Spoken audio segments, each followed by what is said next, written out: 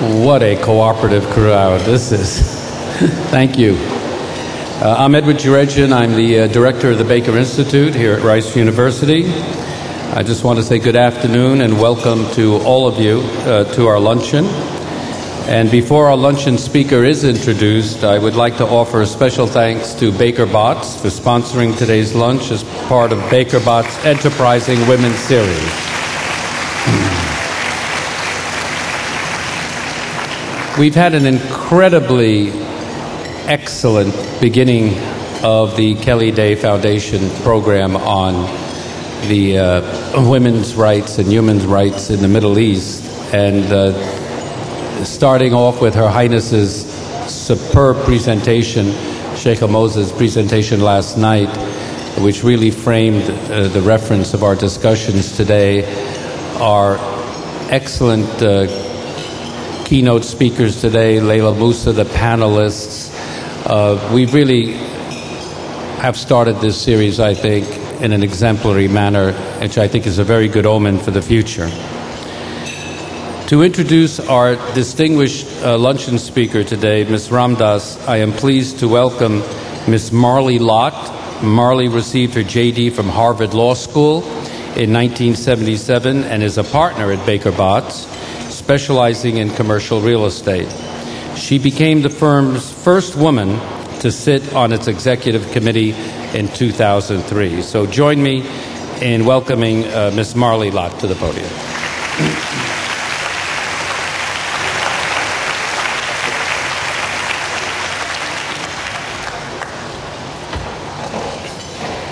I just want to say that it was some wonderful serendipity that had Baker Botts' Enterprising Women Series sponsoring a women's rights advocate on the same day that Rice and Baker Institute was sponsoring a conference on women in the Middle East.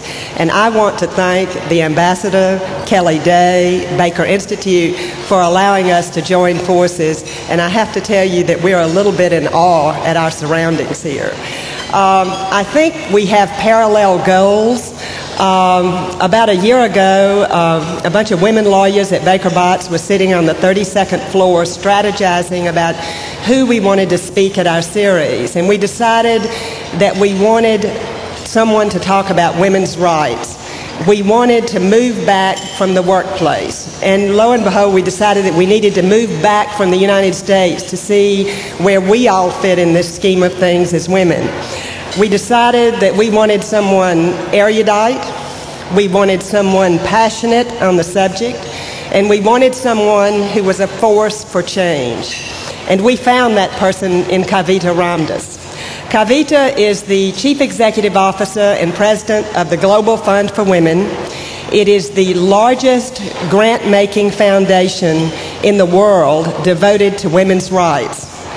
Kavita is an uncommon person, and I say that, but I do think that all of us have something in common with Kavita. First, she is an Indian citizen. Kavita is someone who does not live in her native land. The Global Fund for Women is based in San Francisco. In addition, she is the daughter, she comes from a long line of distinguished military leaders in India. Her father and her grandfather were head of the Navy in India. She is a peace activist. I think some people probably don't know this, but Kavita played in a rock band in high school. They tell me, and I'm not sure what it has to do with rock, but they tell me her specialty is whistling. And if we work really hard at it, perhaps we can get her to sing and whistle, all right? And I hear her best piece is Simon and Garfunkel's Julio Down in the Schoolyard. Also, I don't think people know that at one point in her life, Kavita was a college dropout. With the help of her parents and encouragement, and also the Dean of International Studies at Mount Holyoke, she came to the United States and she finished at Mount Holyoke. She then went to the Woodrow Wilson School and got a master's in public policy at Princeton, and the rest is history. Along the way, Kavita got married. She is a person with an interfaith marriage. She was born into the Hindu faith, and she married a Pakistani who is of the Muslim faith. Her father, who was decorated, she told me last night that her father, who was decorated for 3 campaigns against Pakistan, asked her why, when there were 198 countries in the world, did she have to choose a husband from Pakistan.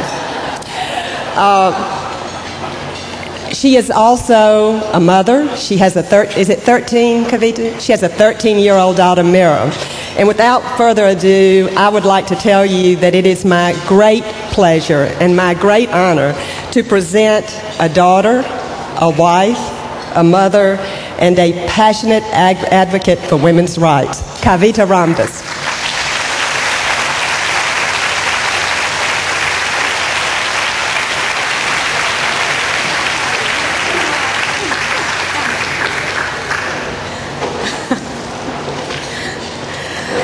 Namaste. Any hope of being a dignified speaker has completely vanished with that wonderful introduction. So thank you so much, Marley. Thank you for welcoming us here into your home and into this wonderful city. With the weather just reminds me of being at home, so I'm really glad to be here. It's an honor particularly to be at the Baker Institute, an institute that I believe is really noted and praised for its contributions to sponsoring research and scholarship that really has the potential to influence the great debates of our time. I'm grateful to Secretary Baker for his commitment to women's rights and to peace in our time. We need all the righteous brothers we can get.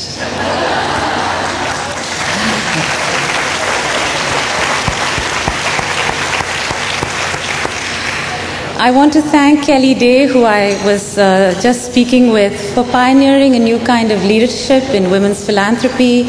I truly think these kinds of efforts are rare, and in the work that I do, I know how much courage and commitment it takes to step out and be recognized and to make a mark. So thank you. It really is a big difference.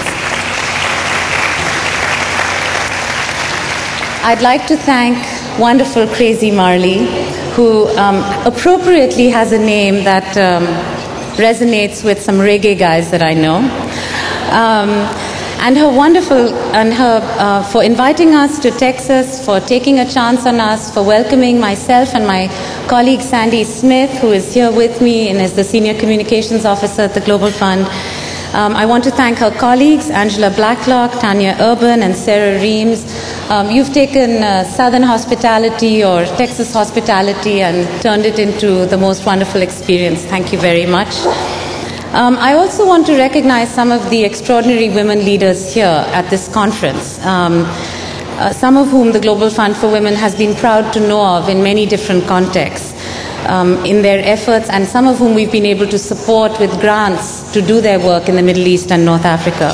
Women like Jean Said Makdisi, Dr. Mary Tretto, and Isabel Coleman are here in the audience today, and it's a little intimidating to talk to your gurus in the audience, so I want to acknowledge them.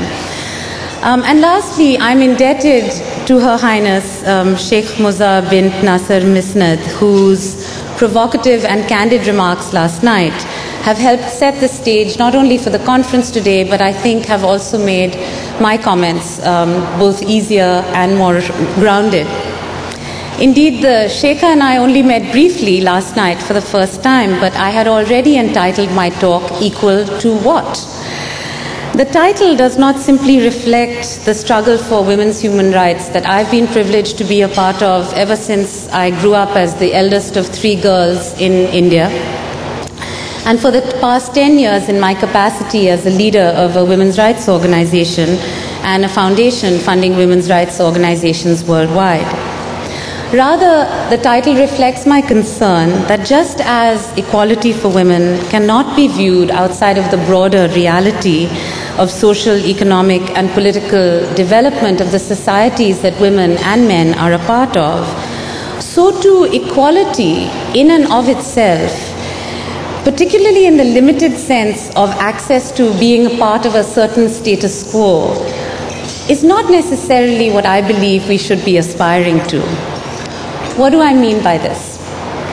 I mean that it's not enough for us to simply aspire to having the same rights as those that have dominated or held power over us. That is as true for a developing nation as India, as it is true for women seeking to find their own voice and place in the world.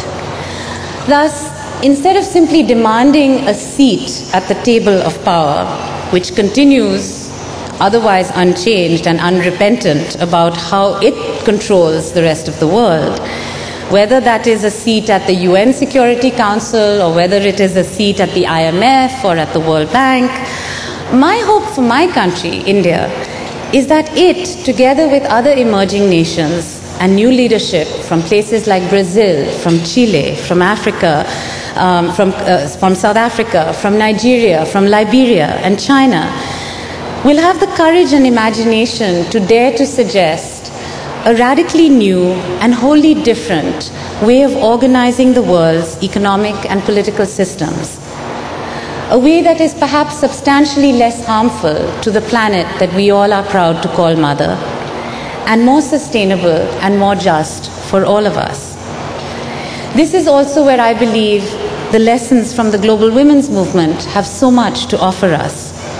Around the globe, women are asking themselves, as the Sheikha put it last night so well, how can we create a world where our femininity is celebrated and not suppressed? Where our contributions, whether in the private sphere of the home or in the public space of work and governance, are valued and respected. I truly believe that for the great debates of our time to have any meaningful conclusions, they must include women's voices and women's perspectives. All over the world, women are demonstrating that they have in mind this new kind of leadership. They have in mind a new kind of game. The organization that I work for, the Global Fund for Women, has been privileged to strengthen this new paradigm of leadership through our grants to women-led organizations in 165 plus countries around the world. In our 20 years of experience, we've watched women catalyzing change in communities, small and large, around the world. This change can be a small act of standing up and demanding that your daughters have the right to go to school along with their brothers. Or it can be shutting down the city of Barcelona on March 8th, as a women's group that we supported some years ago did, by simply asking all, quote, stay-at-home mothers to go on strike, to not do what they normally do in a day, to not shop, to not take their kids to school, to not make beds, to not do the laundry, to simply not do. 8,000 women gathered in the square in Barcelona that March 8th with signs that said, "Cuando las mujeres paran, todas se paran." When women stop, the world stops. Last night we were reminded by the Sheikha that the work that women do, unnoticed, unacknowledged, unaccounted for in the gross national products of all our countries, is critical work for the survival not only of the next generation of our families and our children and our own communities, but for the well-being of the planet as a whole. We know now that Liberia has its first elected women's president, but do we know how she got there? Do we know that for 5 years before Ellen Johnson Sirleaf became Ma Johnson to the people who voted her in, women's organizations across Liberia had been mobilizing, organizing, educating women about how important it was to participate in the process of electoral change.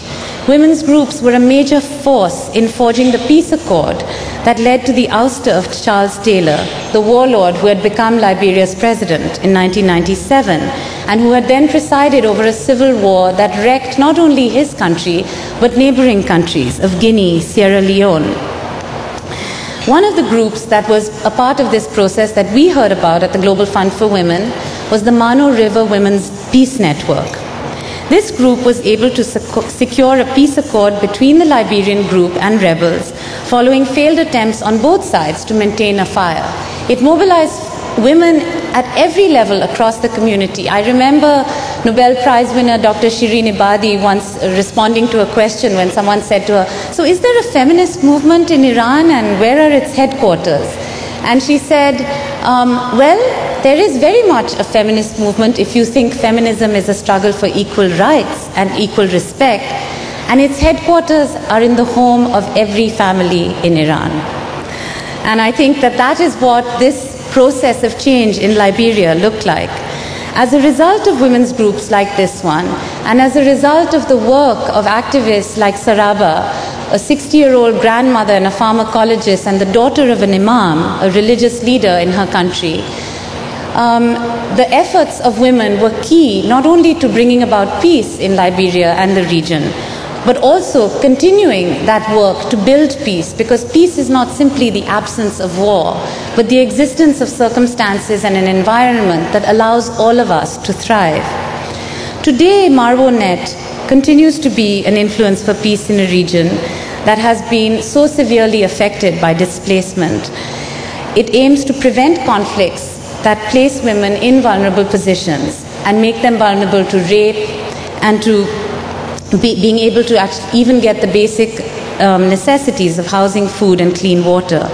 The group trains women in conflict prevention and peace and resolution, and links peace activists across national borders. Another place where our traditional skills as networkers, each of you sitting around your tables knows how little it takes to get a group of women talking and making plans and making connections.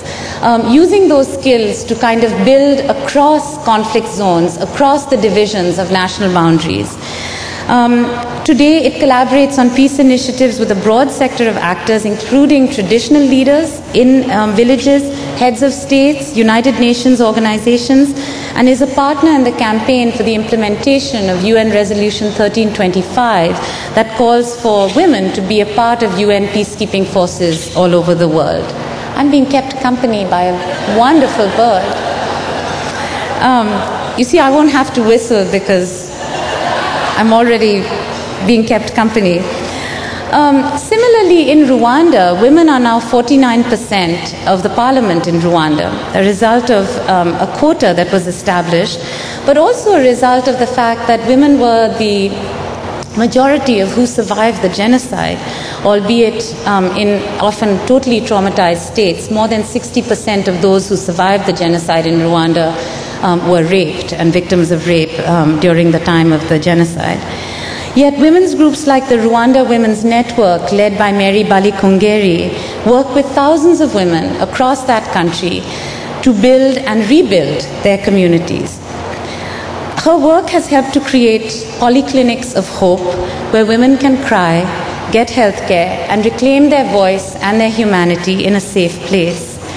The group has done advocacy on women's legal rights, something that I'm fond of telling people who put down lawyers, who have a bad name in this country, but who have been so important for those of us who do work on women's rights around the world.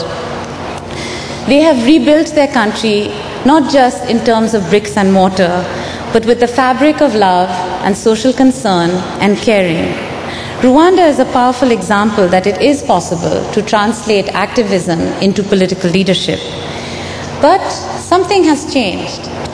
It is no longer possible to lead without a heart, and women are no longer willing to apologize for showing heart in their leadership. The women of Rwanda expect great things from their women leaders, and they hold them accountable to staying true to the values of the movement that gave rise to them as leaders in the first place. Another organization we are privileged to support in Rwanda that I want to share a little bit with you about, that gives an example of this new paradigm of leadership. It's an organization called Sevota, which works with widows and orphans as a result of the genocide.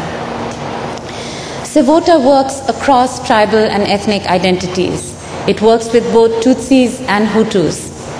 Sevota lobbied and successfully got the United Nations Tribunal to acknowledge that rape was and should be, in fact, considered not just a crime, but a crime of war, a war crime, and should be prosecuted in those terms. Who helped make that happen? Women's lawyers associations, willing to take it all the way up to the UN tribunal, willing to stand up for women in these different places. Grassroots women who raised their voices and were willing to testify, and sophisticated, educated, capable women lawyers who took that case and then fought it at the highest levels of governance. Or let's go across the world to a different part. Last year, I was in Cambodia, a country that many of us no longer really see on the front page of the newspapers, but is also the survivor of unbelievable genocide and violence. I was there visiting with Musakua, a petite, extremely gracious, beautiful Cambodian woman who you wouldn't believe hides a backbone of steel under her beautiful Cambodian silk. Sakua was on the front line of fighting trafficking in Cambodia, a terrible legacy of the poverty and the violence in that country. She created Cambodia's first women-led organization to challenge trafficking. The first female secretary of the nation's opposition party, the Sam Rainsy Party, today, she credits her start in political leadership with her work in a small non-profit women's organization. I asked Sakua, why should women be in politics? She answered with the scent of the most recent local campaign still on her skin, the purple ink that she had voted with proudly still on her finger. And these are her words, I quote, "Politics for women equals dignity. Politics equals change. Politics equals power. You have to engage women and invest in women in politics. And politics is dangerous." And we were reminded by the Sheikha just yesterday that in far too many places around the world, and by the way, not just in the Middle East, neither women nor men have the freedom or the rights that so many of us here in this country, in the United States, take so much for granted. That is why images of elections in Iraq or images of elections in Afghanistan moved us so much. And that is why the struggle for free and open societies anywhere in the world, I believe, is not only not unrelated to the struggle for women's full and equal participation, but is deeply connected to their contributions and their abilities to influence these rapidly changing societies. Indeed, the pressures felt by women in most of the non-Western world are profoundly affected by these broader forces of social and economic change. We may call them different things. We may call it globalization, we may call it global capitalism, we may call it corporate, an explosion of new corporate identities. But a few things we know for sure: that globalization and the huge and widening inequalities between rich and poor, both within nations and across nations, create environments that are profoundly unstable and that profoundly affect women and their families. The environment described by sociologist Ali Hochschild in her book Global Women, Nannies, Maids, and Sex Workers speaks to the reality that we should think about when we watch the immigration debates going on in our nation's capital in the next few days. How many of us know that more than 50% of the world's migrants today are women? How many of us know that most of them leave behind their own children to come to our part of the world to help care for our children, for our elderly, and for our homes at incredible cost and at great sacrifice to their own communities? Indeed, it is often that sacrifice that makes our choices as, quote, working women possible. And if we're not willing to look at that squarely in the face and try to understand what it means for us as women committed to being able to envisage a different world, then we aren't able to do what we can do in our position of privilege to make a difference. We can't hope to solve the complex issues of immigration without being truly willing to address the underlying causes of poverty and inequality that drive women from Mexico, Guatemala, and the Philippines to leave their homes and their families and move halfway across the world. For them, migration has become a private solution to a public problem. And as Arlie put it, no matter how you slice that, To have two working mothers, in this case, the one of us who is leaving so that a nanny or a maid can look after our home or our child, and giving all of ourselves to work and not to our kids, is a good idea kind of gone haywire?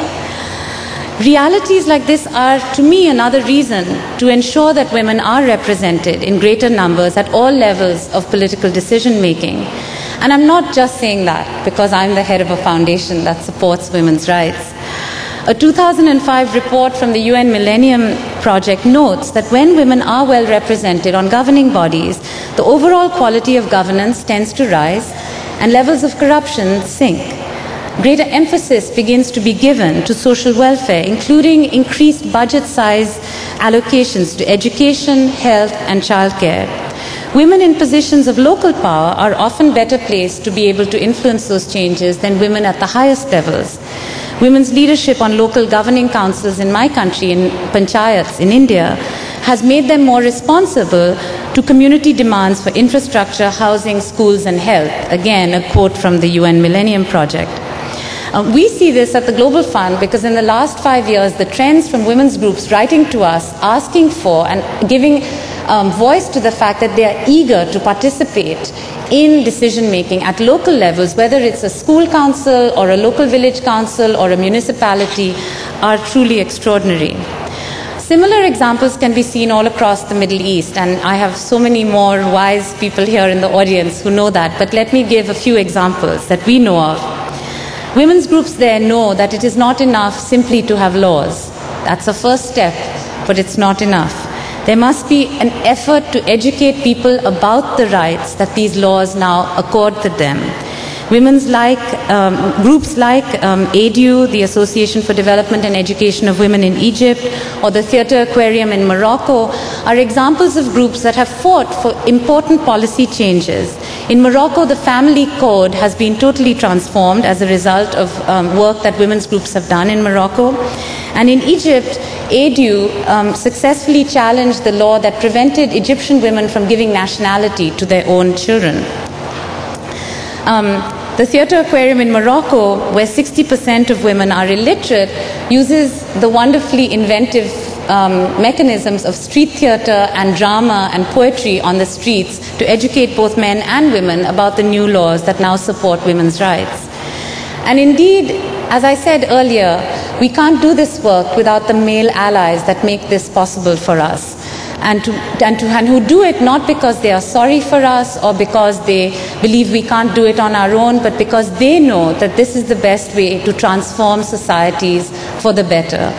Morocco's King Mohammed put it well when he said, "It is impossible for our country to move forward when women are still marginalized." Women in the Arab world are also doing something else, a point made by the Sheikha last night. They are collecting and retelling their own history, their history of their own contributions. It took us a long while to do that in this country, and I'm often reminding people that we didn't wake up one day in the United States and have women's rights. Crazy women like Mary Wollstonecraft and Elizabeth Cady Stanton and Alice Paul risked their lives, risked their sanity, gave up their families, gave up a huge amount and sacrifice to make what we all now take for granted sitting as professional men and women in this room. And I include men because some of the greatest allies in this work are the fathers of daughters who want different things for their daughters, who believe that their daughters have the same opportunities and should have the same possibilities to dream as their sons should. So grants in the Middle East are going to places like the Women in Memory Forum in Egypt and the Yemen Women's Cultural Center, which are collecting the histories of women's movements in the Middle East, which far precede the colonial regimes and the colonial version of feminism that the Sheikha spoke of yesterday. Of course, we know that despite the excitement about these elections and whether we're voting for a new woman president or not, one woman or even a few women in leadership as mere tokens are not enough. We need numbers that can legitimately represent our own diversity. This in part explains the challenges that we face today in dealing with resurgent fundamentalist Islam or resurgent fundamentalist Christianity. Genuine women leaders can and do emerge from what others may perceive as being regressive social movements. And we have to be very willing to acknowledge that. They are no less genuine and no less empowered simply because they have an ideology that differs from our own ideas. We have to be able to understand this when we look at what's happening in a place like Turkey. The recent protests on the streets in Turkey illustrate this secular versus faith dilemma that is not just true for the Middle East, but that is something we're all struggling with here in this country as well as in other parts of the world. Whereas the fight for a certain secular vision was once seen as being empowering for Middle Eastern women, many women of faith beg to differ. Similarly, in the United States, evangelical or fundamentalist Christians genuinely believe that the struggle to allow women to have abortion rights is in fact disempowering, not empowering for women.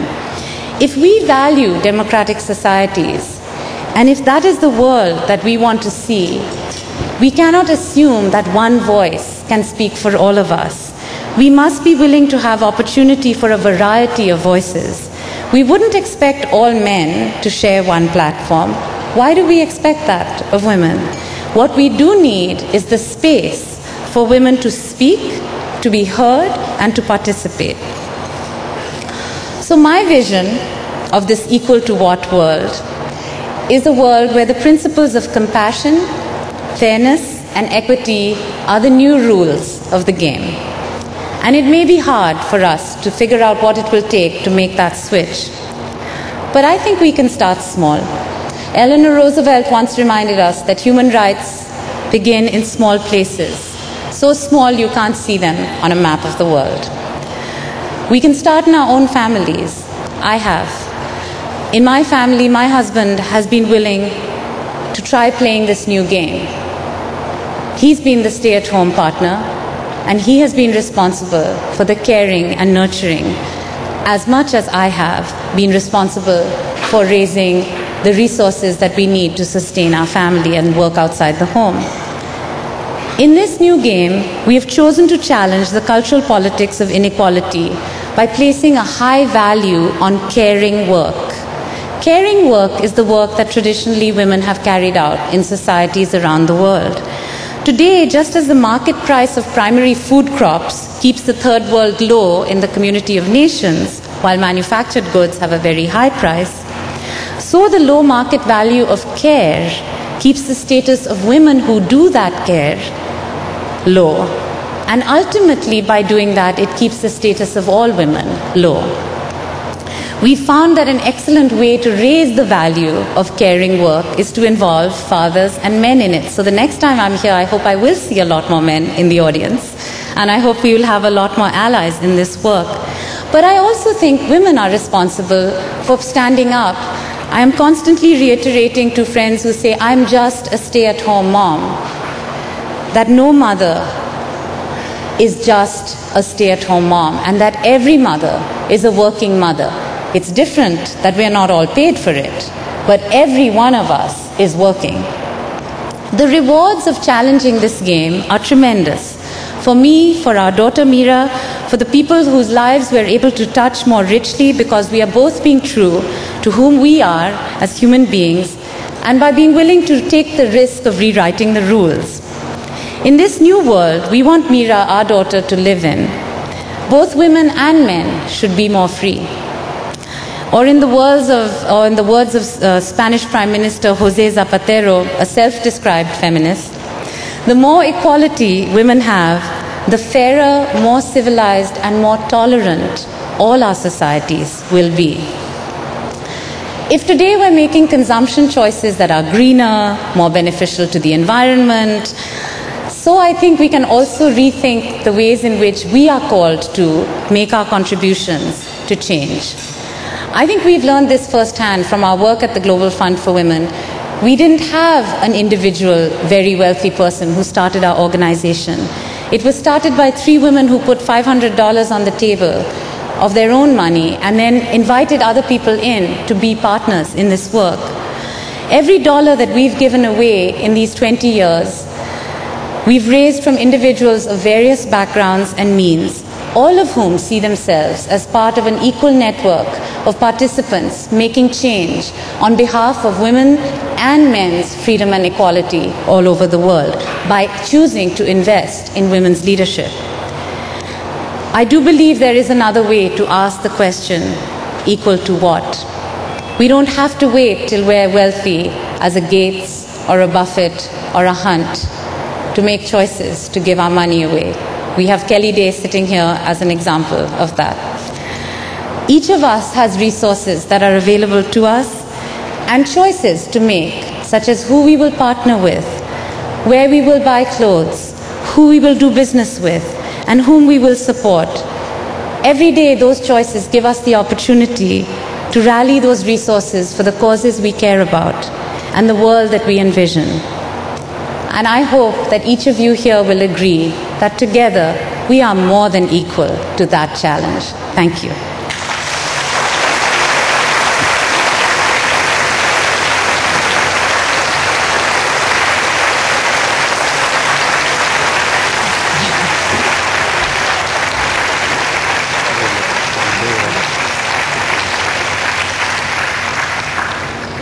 Mrs. Ramdas has graciously agreed to answer a few questions. We're very short of time, but if you have a question you would very much like to have answered, we have microphones circulating. Please get your hands up.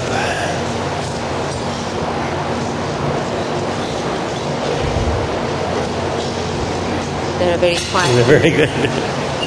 I know you thought I was perfect, right? If there are any questions, do raise your hands. If not, enjoy your lunch. Oh, yes, there's a question. Please. Would you stand up and say your name, please? Oh, okay, don't. Just ask the question. Thank you. Actually, a question I have, I do believe in that sort of sense of beginning at grassroots and the small changes, because I think the big ones sometimes seem overwhelming. When you talk about your three women who sat together and said, what is advice you would give, let's say your daughter, if she comes home to you one day and says, I'm really interested in this, it seems like a very big problem, how do I start? That's a great question, actually, and I'll give you a very practical example. 13-year-olds are notoriously connected to brand names. They all want to wear jeans from certain companies that I can't even pronounce. Abercrombie. And many of those companies, not all of them, but many of those companies don't have the best labor practices. So the first time Mira came home and said she wanted to buy a pair of Abercrombie jeans, I said, well, you're welcome to be able to think about how to do that if you do a little research and find out how this company makes its jeans and how it uses how it treats the workers who make its jeans. And if you can tell me a little bit about it, then we'll talk about buying some jeans. She actually did do research. She found out a lot about the company, including the fact that 3 11-year-old girls in Michigan had taken the company to court for a T-shirt that said, with a pair like these, who needs brains? And they successfully challenged the company, and the company has changed its policies as a result and has also begun to apply better and fair standards of labor in terms of its manufacturing. She brought all of that information back to us, but she also did a little campaign in her school where she began to share this with her friends.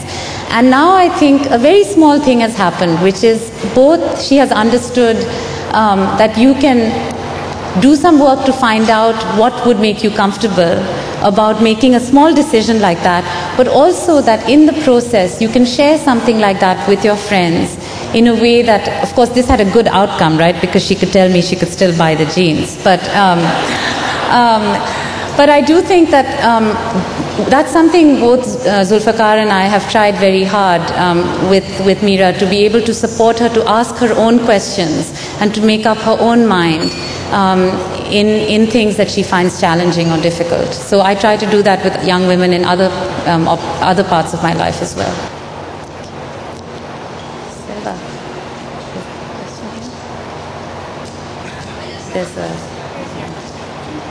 I guess as a founder of an organization also, we're always struggling, and I'd love to know what the Global Fund for Women does for employees in terms of family support, because in this country certainly there is no support for your child. There's no daycare downstairs. There's no, and we work with a lot of low-income women for whom breastfeeding is a privilege, not a choice. And I think that all of these questions come up when it comes to equity, and how can we as employees and employers begin to make change right here in this room with a pledge to what we can do, and what is the Global Fund for Women doing?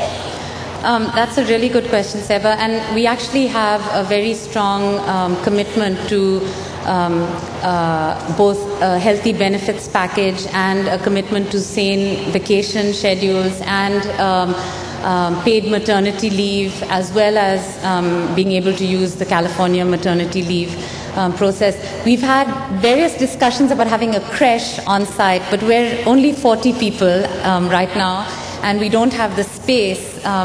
As a non-profit, I think the other side of this is also the resources that non-profits can use to walk their own talk. And what we say is, how can we be supporting women's rights in other parts of the world if we're not standing up for women's rights in the organization where we work? And so right now we have a revolving nursing room.